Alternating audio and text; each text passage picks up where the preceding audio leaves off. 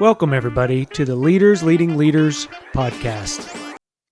Hey, everyone, John here. I wanted to talk today about the race we call life. And, I always like to try to keep these things relevant and, up to date or recent, based on recent things. Yesterday, I had the opportunity to go to a sprint car race. And I think you all know I'm, based out of Oklahoma. Up in Tulsa this time of year, they have what they call Chili Bowl Nationals. And they're sprint cars, and they race on dirt track. So, they pack this indoor, because here in Oklahoma, it's a little chilly, but it's an indoor race. They create this dirt track, and throughout Monday through Saturday, they hold a series of mini sprints, heat races, qualifying races, and then it leads all the way up to the main event, which occurs on Saturday night. And this year, I'm not going to be able to attend the weekend stuff, but I went yesterday, and, I was sitting there in the stands, and a couple things came to mind.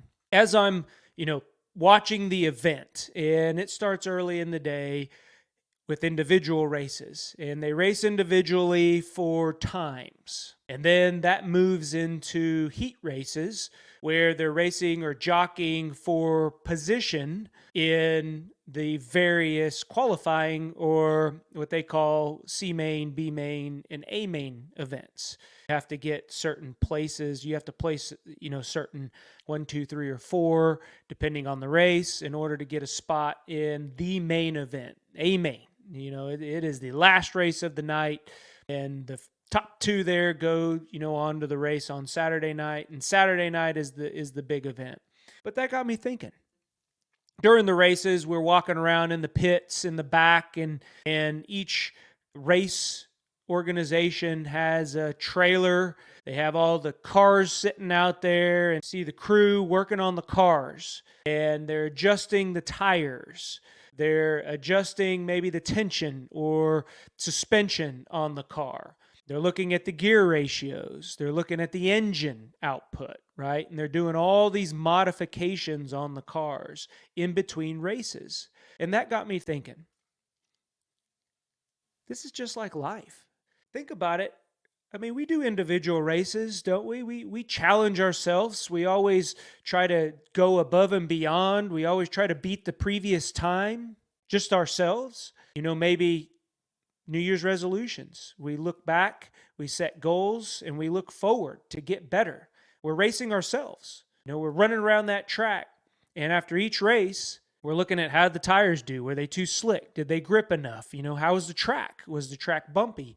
Was the high side good? Was the low side good?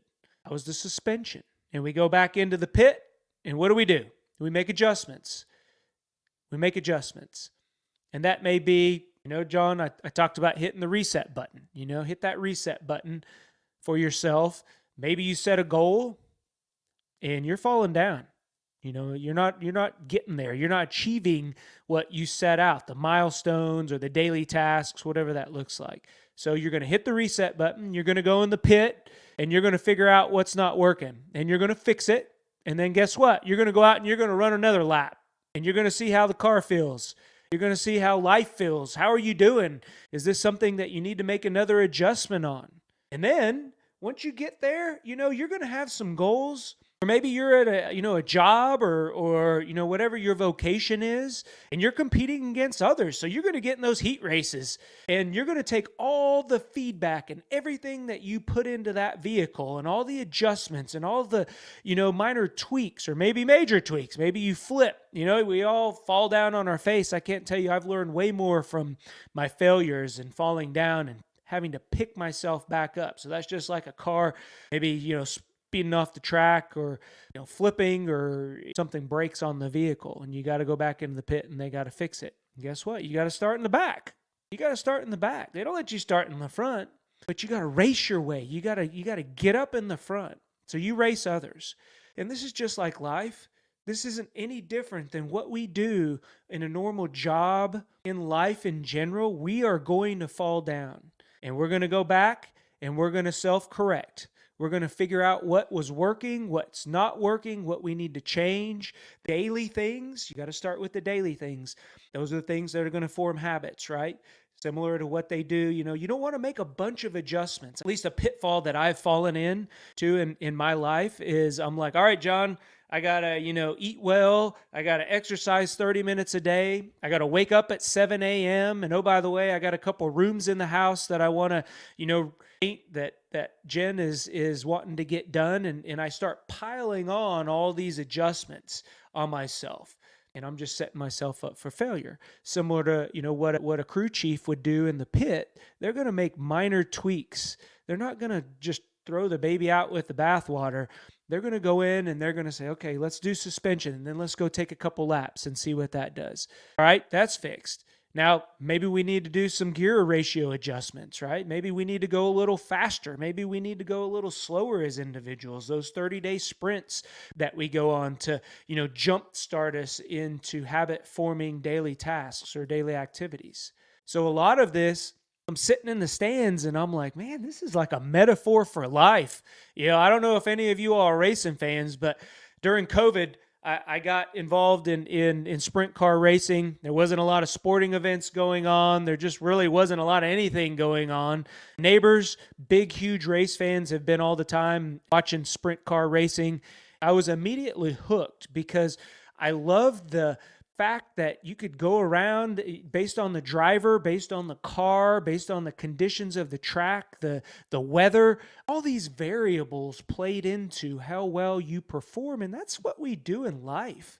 That's just like life. We have everything, almost moving against us sometimes.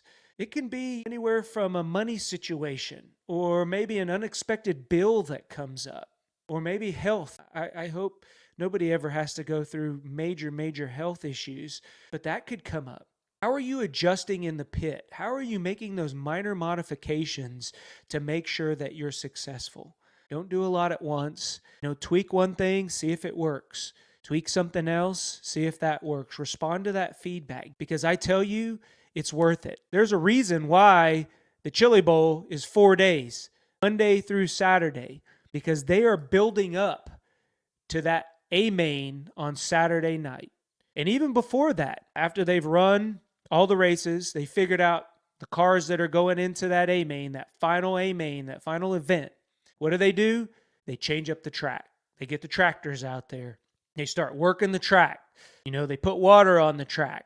Why do they do that? They want to make it challenging.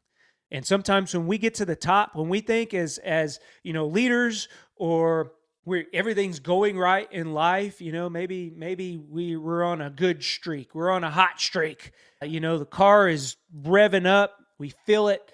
We're going, that it's responding to our gas pedal and the brake. It is like we're one with the vehicle and the track. Guess what they do? They change it. Life throws you curveballs. And, when I look back at the curveballs life has thrown at me, that's when I've made my greatest leaps. That's when I've made my greatest strides. And it's those experiences that have formed who I am.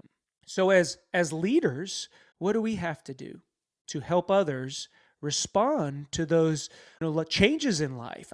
I think it's not just about the job. As frontline leaders and in any organization, we have to take a look at where our employees are at, the minor modifications that we can make. We don't want to change everything all at once and overwhelm them.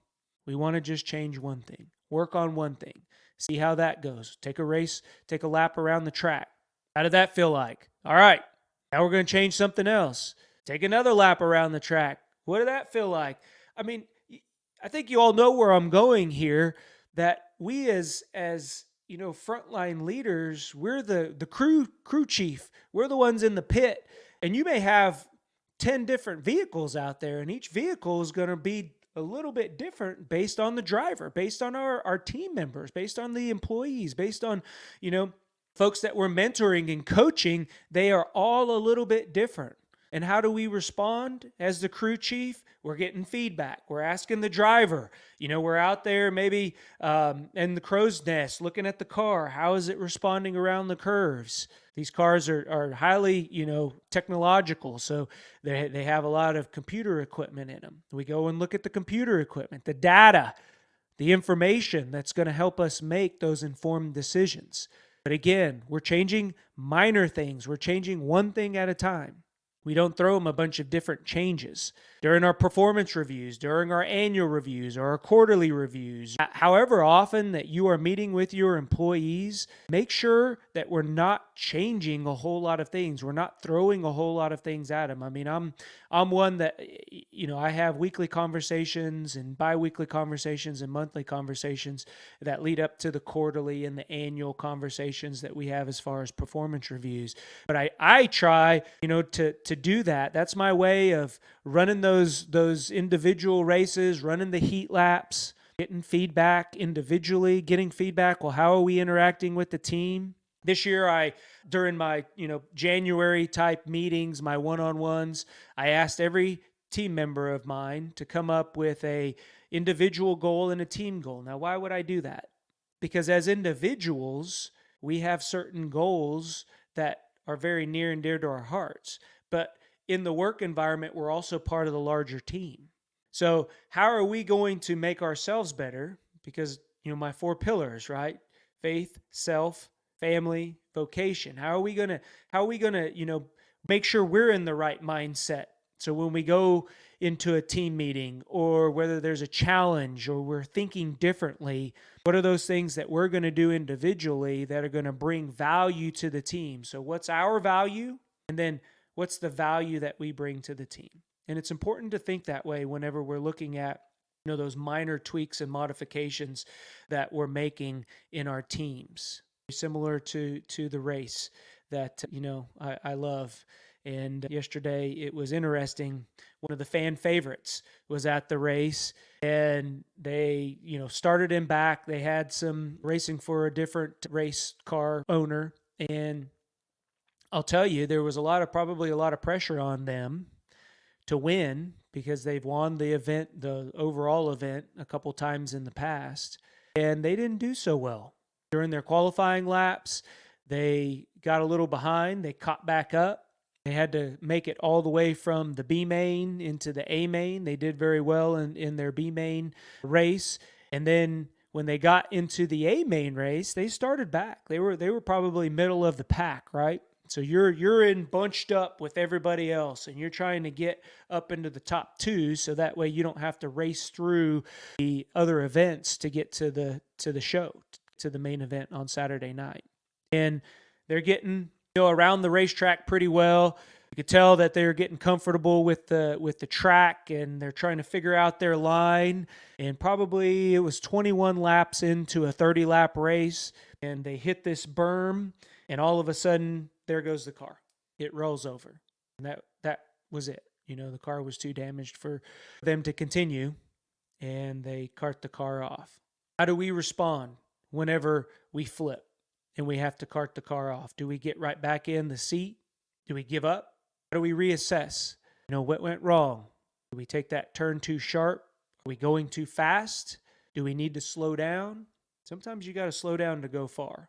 So these are all things as I was sitting up in those stands and I was just thinking about, and that's just how my mind works, right? I'm always trying to find similarities in how things relate. And it was just, as you're walking back in the pits and you're looking at these racers talking to the crew chief and their crew, cleaning the cars and making all these modifications, I'm like, you know what? This is awesome. This is really, really cool that you can race, you can, go back into the pit, you can make modifications, and then you get out there, back out there, and you get to try out those modifications. And I think that's another important factor, is that sometimes we make a change and then we sit back and we wait and we say, whoa, I don't know. That last lap, it was a little scary, going around that curve, or maybe I spun out. Maybe I didn't, achieve what I wanted to achieve. I'm a little hesitant. Take that leap of faith. Make those minor adjustments. get back out there on that track. Because in the end, there's a start and a finish to our life. If you're like me, I like to go fast. Some people like to go slow. But in the end, we all start and we all finish. I hope this helps somebody.